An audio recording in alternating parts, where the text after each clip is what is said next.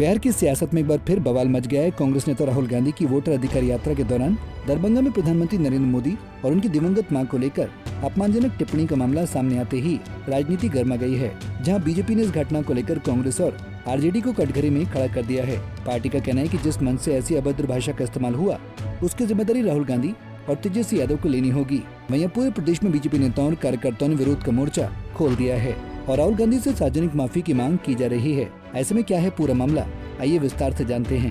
दरअसल बिहार की राजनीति इन दोनों गर्म है। राहुल गांधी और तेजस्वी यादव वोटर अधिकार यात्रा के दौरान प्रधानमंत्री नरेंद्र मोदी को लेकर अपमानजनक टिप्पणी सामने आने के बाद भारतीय जनता पार्टी यानी बीजेपी ने कांग्रेस और राष्ट्रीय जनता दल यानी आरजेडी को सीधे निशाने पर ले लिया है। वहीं ये मामला दरभंगा जिले का है, जहां यात्रा के स्वागत कार्यक्रम के मंच से पीएम मोदी और उनकी दिवंगत मां को लेकर अभद्र भाषा का इस्तेमाल किया गया। ऐसे में इस घटना ने बिहार ही नहीं बल्कि राष्ट्रीय राजनीति में भी भूचाल ला दिया। आपको बता दें कि दरभंगा से शुरू हुआ विवाद। राहुल गांधी की यात्रा बुधवार यानी 27 अगस्त को दरभंगा पहुंची थी।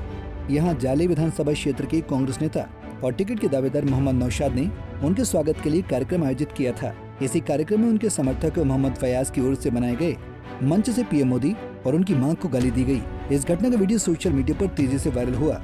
हालांकि बाद में नौशाद ने सफाई देते हुए माफी मांगी है, लेकिन विवाद अब तूल पकड़ चुका है।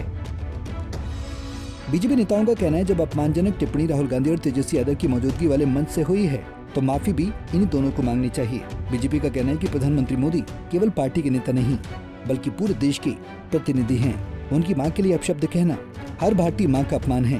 वहीं इस मामले में कई बीजेपी नेताओं के बयान सामने आ रहे हैं, जिसमें बीजेपी प्रवक्ता समित पात्रा ने इस मुद्दे पर कड़ा रुख अपनाते हुए राहुल गांधी पर निशाना साधा है। अपने बयान में समित पात्रा ने कांग्रेस को गाली वाली पार्टी तक कह दिया। एक जमाना था जब कही जाती थी, इनका खुद का नारा था, गली गली कांग्रेस है। आज गाली वाली कांग्रेस है। कोई गली गली कांग्रेस नहीं है, ये गाली वाली कांग्रेस है। और आपको लगता है गाली देकर आप अगर आगे बढ़ सकते हैं तो आपको मुबारक हो। गाली से इस देश में कोई आगे ना बढ़ा है ना बढ़ सकता है। भाषा की मर्यादा। और राहुल जी, आपसे हम आशा नहीं करते हैं कि आप माफी मांगेंगे। आप माफी नहीं मांगेंगे। आपको एक सेंस ऑफ प्लेजर मिल रहा है। You are deriving sadistic pleasure.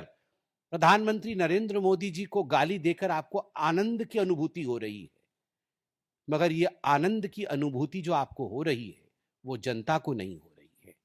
जनता जनार्दन इसका जवाब देगी। बिहार की जनता इसका जवाब देगी। वहीं बीजेपी के सहयोगी लोक जनशक्ति पार्टी के प्रमुख और केंद्रीय मंत्री चिराग पासवान ने भी विपक्ष को आड़े हाथों लिया है। उन्होंने कहा कि राजनीतिक प्रतिद्वंद्विता का मतलब अभद्रता नहीं होता। मोदी के लिए जिस तरह की गंदी भाषा का इस्तेमाल किया गया वो निंदनीय और शर्मनाक है।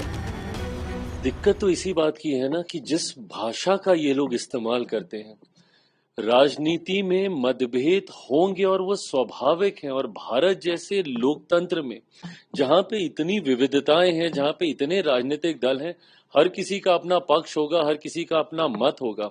पर अगर मतभेद की परिभाषा शब्दों की मर्यादा को गिराना है तो ये कतई भारत जैसे लोकतंत्र के लिए उचित नहीं है और मैं कतई इसको स्वीकार नहीं करता हूं। मैंने हमेशा कहा है कि राजनीति में भाषा की मर्यादा का पालन करना होगा और भारतीय भाषाओं की खूबसूरती है भैया। इतना बढ़िया शब्दकोश है भारत की हर भाषाओं के पास कि आप बड़े से बड़े विवादित विषय को बड़े से तीखा वार आप मर्यादित शब्दों में कर सकते हैं। पर इस तरीके से गाली गलौज करना, वो भी देश के प्रधानमंत्री के लिए, ये कतई कोई स्वीकार नहीं कर सकता है। वहीं इस विवाद के बावजूद राहुल गांधी की वोटर अधिकार यात्रा अपने तय कार्यक्रम के अनुसार आगे बढ़ रही है। गुरुवार यानी 28 अगस्त को यात्रा सीवान पहुंची, जहां राहुल के साथ तेजस्वी यादव, समाजवादी पार्टी अध्यक्ष अखिलेश यादव, कर्नाटक के मुख्यमंत्री सिद्धरमैया, वीआईपी पार्टी प्रमुख मुकेश सैनी और सीपीआईएम के महासचिव दीपांकर भट्टाचार्य भी शामिल हुए। वहीं दरभंगा में हुई इस घटना को लेकर बीजेपी नेताओं ने केवल बयानबाजी तक खुद को सीमित नहीं रखा, बल्कि कानूनी कार्रवाई भी शुरू कर दी है। प्रदेश के अलग अलग जिलों में बीजेपी कार्यकर्ताओं और नेताओं ने राहुल गांधी के खिलाफ एफआईआर दर्ज कराने की शिकायतें दी हैं। पार्टी की मांग है कि कांग्रेस नेतृत्व इस घटना के लिए सार्वजनिक रूप से माफी मांगे और दोषियों पर कड़ी कार्रवाई हो। बहरहाल दरभंगा की इस घटना ने बिहार की राजनीति में नया विवाद खड़ा कर दिया है, जहां घटना बिहार की सियासत में बड़ा मुद्दा बन सकती है। एनडीए इस मुद्दे को जनता के बीच ले जाकर विपक्ष की छवि को नुकसान पहुंचाने की कोशिश करेगी। वहीं कांग्रेस और आरजेडी के लिए चुनौती ये होगी कि वे इस विवाद से कैसे बाहर निकलते हैं और अपनी यात्रा का मूल संदेश जनता तक पहुंचाते हैं। वहीं अब देखना ये भी होगा कि आने वाले दिनों में ये विवाद सिर्फ बयानबाजी तक सीमित रहता है या फिर बिहार की सियासी जमीन पर वास्तविक असर डालता है। Bureau report, Punjab Kesari TV. हमसे जुड़े रहने के लिए हमारे YouTube चैनल को सब्सक्राइब करें और नई वीडियो की नोटिफिकेशन के लिए बेल आइकॉन को दबाएं।